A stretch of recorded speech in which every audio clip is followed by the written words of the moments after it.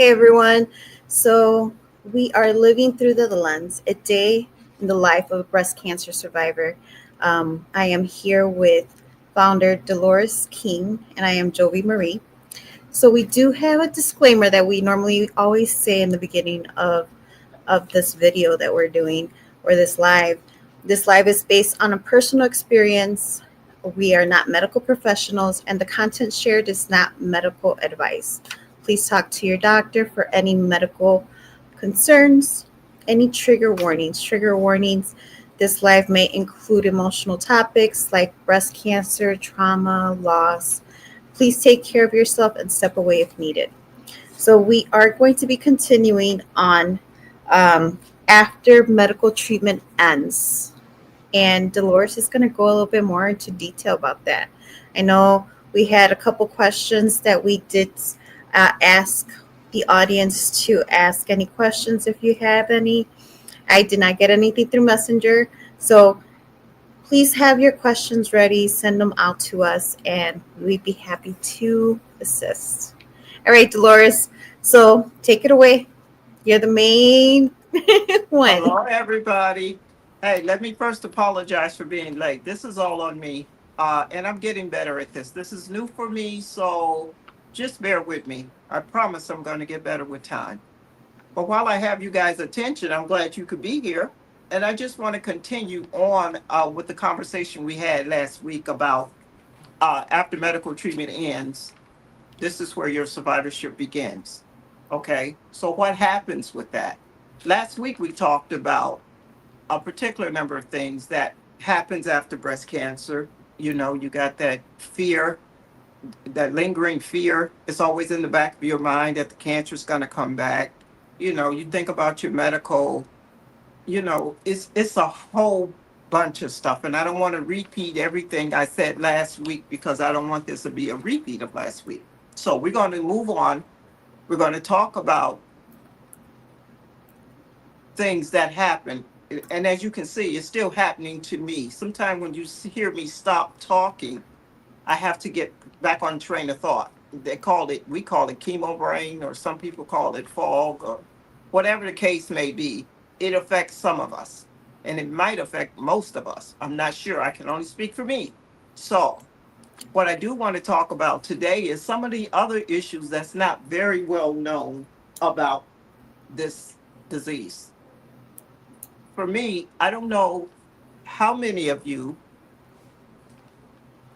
and I'm sure it's a few. I have lymphedema in my left arm, and I sit on this machine. It's a compression machine. I sit on the compression machine like should be 2 times a day. Should be one in the morning. You should give yourself a 5 hour break and you get on it in the evening before you lay down. What the compression machine does, it pushes the fluids. Because since they took the lymph nodes out, I don't have anything pushing the fluids through. So the compression machine pushes the fluids through, and it comes out in your urine.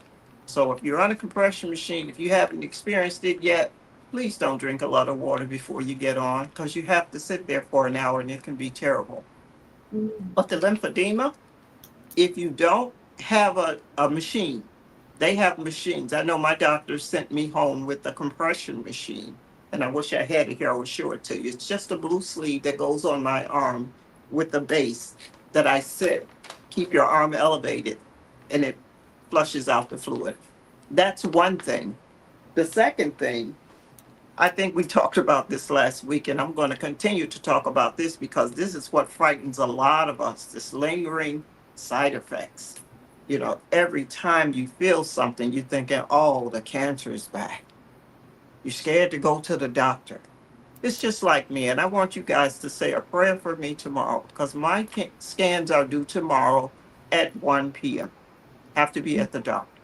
I'm going through scanxiety as we speak. That's the scans with the anxiety attached onto it. Okay. So I have to do what is that thing called? A bone scan. I have to do this every 3 months. I have to do a bone scan and I also do an ultrasound of my abdomen, my chest, and my pelvis. These things I've done every 3 months to make sure that the cancer is not back. Uh, I'd rather be safe than sorry.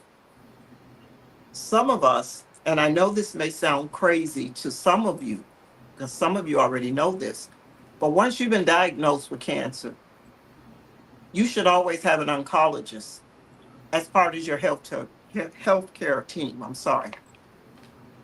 And I Okay. hear so many people, once the doctor come to you and say, hey, you're in remission, or they may say, you're cancer free. And we take that, we take every little piece of information that they give us and we hold on to it for dear life because it makes us feel better.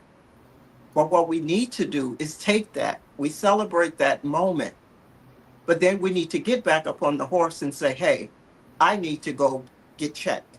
If they tell you to come back and get checked, get checked.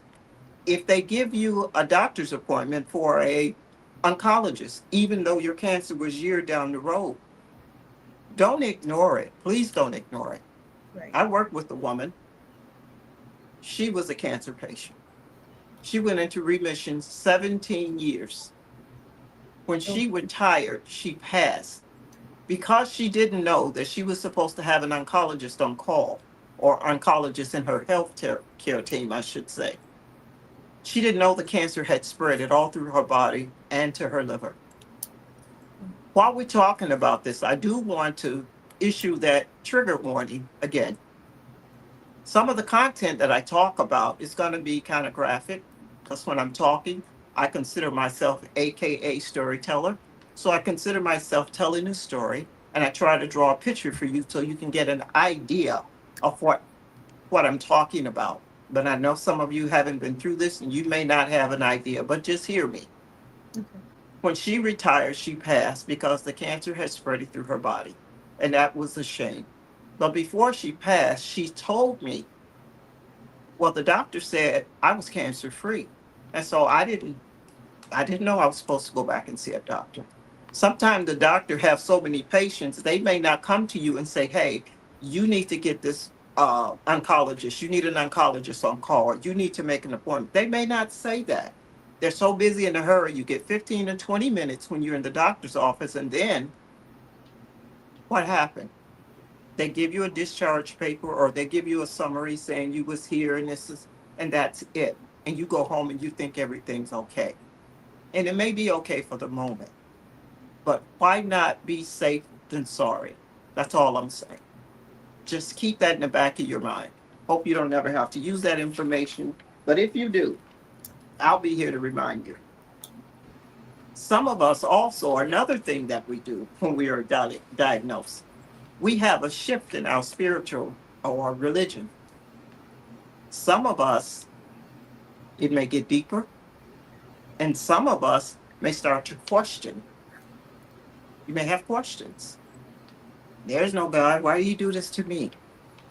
And I'm not here to talk a religion to you guys because I know everybody may not be where I'm at with that, and it's okay. Wherever you at, it's okay. All I'm saying is just pay attention to those things. I know for me, it deepened Mhm. because I know I'm on a mission.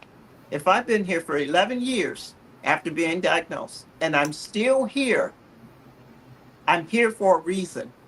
When God put us on this earth, He put us here for a reason. And we need to find out what that purpose is. And I believe I found my purpose. Matter of fact, I know I found my purpose. Amen. Another good thing I want to talk about. So I do How, have one I'm sorry. question. Go I do ahead. have one question that Go ahead. someone's asking. It's Angel. She said, how do we support a loved one who is a woman living with cancer? How do you support a woman that's living with cancer? Is that the question? Hmm. The best way I can tell you to answer that, I know for me, living with cancer, I would want someone for me just to sit with me some days, talk to me. But when you talk to me, don't come to me saying, oh, you're going to be okay. If you're talking to a cancer survivor and there's a pause in the conversation, take that moment Just hold their hand. Let them know you're there. Sometimes silence can be golden. And because we're in this, I call it a dilemma because I don't like using the word, but since we're into this dilemma, that doesn't mean all is lost. So if the person that you're talking to and you're taking care of or you want to support, don't come to them negative. Don't bring negativity to them. No matter how bleak the situation may look, there's always light at the end of the tunnel. So just talk to them. Let them know if you need me, I'm here. If there's a pause in conversation, just have that moment. Have that moment with her. That will mean more to her than saying something that I don't know. I just call it crazy. Sometimes when we talking, especially to a breast cancer survivor, we feel like we have to say something. You don't have the answers. Nobody have all the answers, but just let the person know you're there, and you're there if they need them. If you can run errands for them, just make yourself useful. If you want to take them out, go eat, or just go sit at the park, it's a lot of ways to support. But Mm. just be mindful of that person that's going through it. And when I say that, I want to say this as well. My daughter walked the walk with me.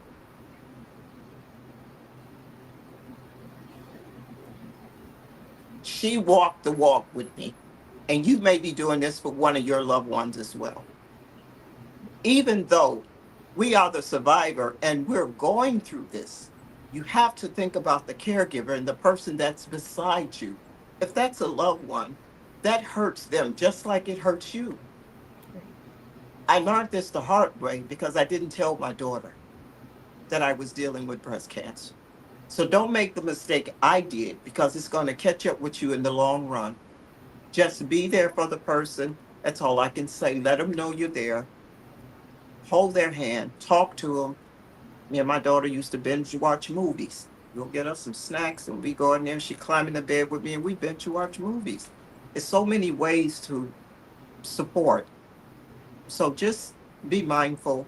And the survivor, if you're out there and you're listening, just be mindful of your caregivers and your loved ones that's taking care of you.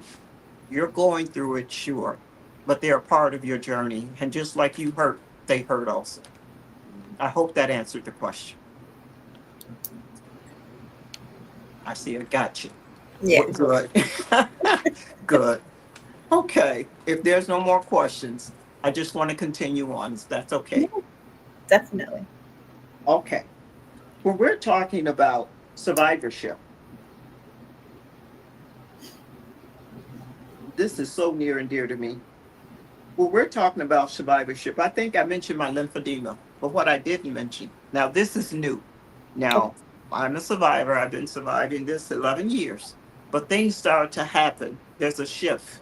And especially when you're on this medicine, either you're taking tamoxifen, lodipine, or not lodipine, tamoxifen or letrozole, Mm.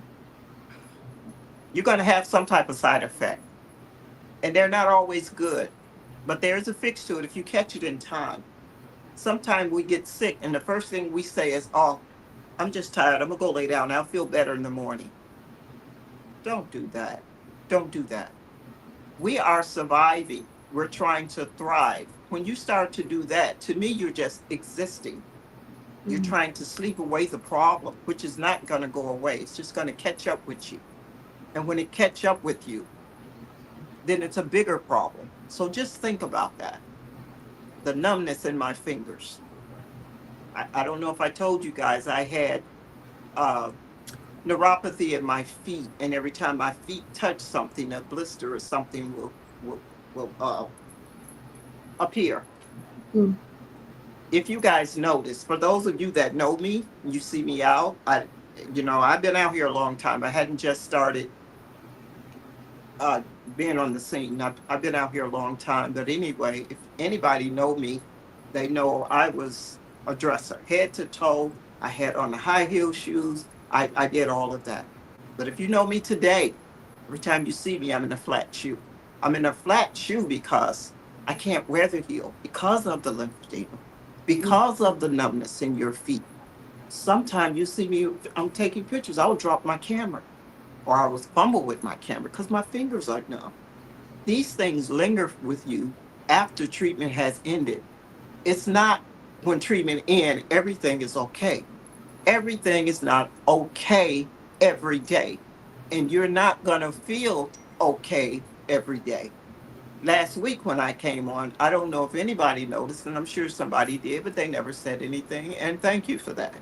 But I had a rough day, Mhm. a rough day. I mean, I had to talk before I got on. I had to clear my face to do what I had to do so I can get the message to you. But I wanted to do that because I want you to know every day is not a good day. And it's okay if you don't feel okay. It's okay if you don't want to talk. It's okay. So don't feel like you're doing yourself a disservice or your caregiver, whoever. But don't take it out on the caregiver. Don't take it out on the loved one. You're hurting, they're hurting. So just be mindful of these things. You're not going to be doing good every day. And that's why I wanted to do this once a week. I want to show you the good days that I'm having, but I also need you to see the bad days that I have. Mhm. Every day is not a good day.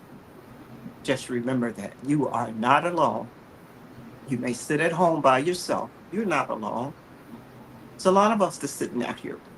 We're sitting at home. You don't get calls. Nobody talks to you. You're just here. Sometimes I need to get out. And we need to do these things. So don't feel like a Lone Ranger. You are not by yourself. And I can promise you that. If anybody out there know what I'm talking about, health and wellness to all. Amen to that.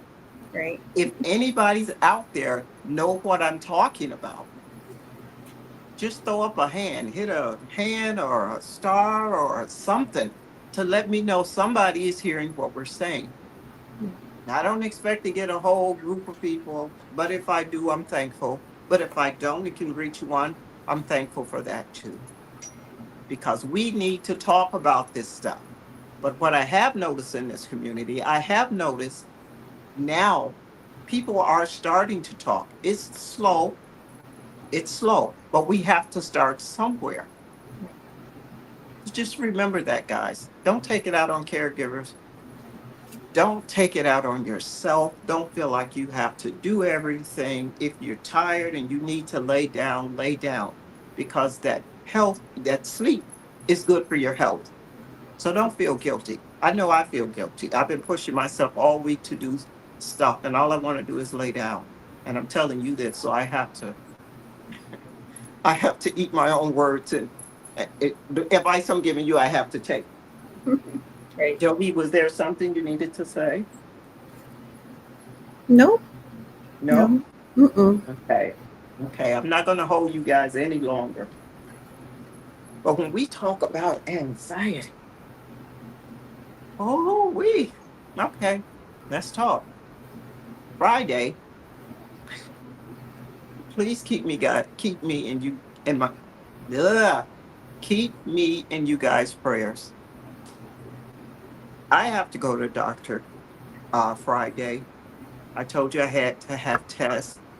I know Friday is a weekend, but the way they do tests now, they can get the results back maybe in an hour or two. Okay. When I have tests like this, I'm just being truthful. I don't want anybody to think, oh, she's brave, and I do this because I want you guys to know. And I wish I had this when I was out here, nobody to talk to. I wish I had this. So I'm just trying to give you guys something I didn't have. Thank you so much. Thank you so much. But even though I have my tests, they can get the results back in an hour or two. When I come home, my test is at 1. By the time they get through testing me with the bone scan and it's a whole page of stuff, I come home and I feel the anxiety. Actually, I feel it before I go to the doctor's appointment. The day of my doctor's appointment, I know some of us feel like I'm not going to the doctor today, and the fear sets in. And we say, oh no, I'm not doing it. And it's okay. I heard some people say, well, if I have cancer, I don't want to know. Who don't want to know? And it's all right to be afraid. But when that fear start to stagnate you and you can't move to do what you know is right for yourself, that's a problem. I have had plenty of them days where I don't want to go to the doctor. But Right. I know if I don't go to the doctor, I'm not going to have a good day, a good week, a good month. It's just going to be all downhill from there. So I go to the doctor. I try to face my fears head on. And if it's something that we can work through, okay, doc, so what are we going to do about this? And that's the attitude you have to have. But some of you are not there yet. And I know I keep saying it's okay because wherever you're at in your journey, whatever you're feeling in your journey, it's okay. Again, you are not alone. So if you can't do this on your own, make sure you take a family member, call a friend, call somebody and say, hey, I need you to go with me. I did it and not ashamed. I did it several times. I need somebody to come go with me because when that doctor start talking and you can only take so much, your brain is going to shut down because it's trying to protect you. My brain shut down. I got up, I walked out the room. I just walked out the room. When I got back to the room, it was time to go. So my daughter and others said, hey, Ma, we need to take you out to eat or let's go drive or walk or something. But you need to hear this because I had some decisions I had to make. They wasn't the best decisions, but at least I had somebody there advocating for me, listening. And if you can, take somebody that understand the process, but everybody don't have that. So whoever you can take, whether they know the process or not, that support is always needed and it's always good. If they don't do nothing but take a card and say, hey, when she calmed down, can we call you? Right. But do something. So I hope everybody that's under the sound of my voice that's hearing me, if you are going through anything, whether it be cancer, anything else, any challenges that we go to, talk about it. We don't heal in silence, guys. We heal when we talk about it. Not only do we heal ourselves, we help somebody else heal. Right. So do yourself a favor. Talk about what you're going through. Be kind to your caregivers. Have somebody go to the doctor with you if you can. And just sit down. If you need that time, just sit. And don't feel bad about what you're doing. Wherever you at in your journey, remember, it's okay. And I love you guys. And again, I apologize for being late. Mwah! Right. So I do have Margie. She said, "Praise God, I did to my daughter with my daughter." So she did also have the support through her daughter as well. Good, good. So her daughter went to doctor's appointments and good, good. Yeah. I'm sure she had to speak for her, but whatever happened that day or in every day after that, just be good. Take care. And I know your daughter loves you. Be kind to your daughter. Some of us go through this and we get evil. Oh my God. You can't look at them. You can't say anything. They're just mad. And it's okay to be mad. But my thing is, why? Why? Right. So I just gave in and here I am today and I'm happy where I'm at. And I'm happy for you too, Margie. Oh, that's so sweet. So if anybody, there's no other questions for me, I'm going to get off. We've been on here for like 24 minutes, 25 minutes. I just Mhm. want to again say thank you guys for joining me. Uh, Unfortunately, we won't be here for the next two Thursdays. I think, Joby, you have the dates. I'll be out of town on the 21st, and Joby will not be available for the next live. So we'll be back on what day, Joby? We will be back August 28th. August the So 28th. it's going to be August 28th, 4:30 p.m. Pacific time, 6:30 p.m. Central Time, 7:30 p.m. Eastern Time. So just keep that in mind. And we'll be posting a couple things online as well. So if you still have any questions or any concerns, um, put those questions By on. all means, yes. Yeah. And it doesn't have to be a live. We don't have to be on live. We are constantly checking. So if you have something that you need to know, want to know, send it. And we get a response, we'll respond. Okay? Yep. So just know that it doesn't have to be always on live. If you have a question, sometimes we just need to talk this stuff out and say, hey, I wish so and so was here, but she's not. So just put it in a message and say, hey, got a question.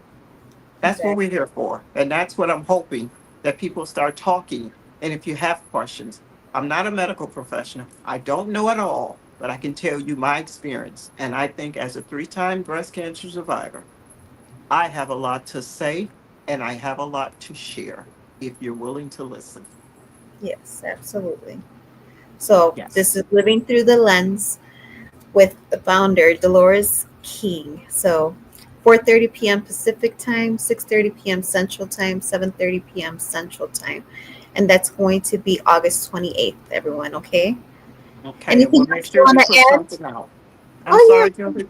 Did you No, want I to add said anything else? we'll be sure to put something out to remind you guys of the date. So, and I'm so happy. I see you guys been loving my reels. I love them too, and so I work hard to get that out. I have so much content I need to get out.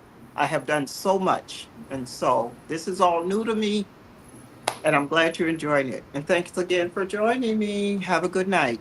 Have a good night. Bye bye. Bye.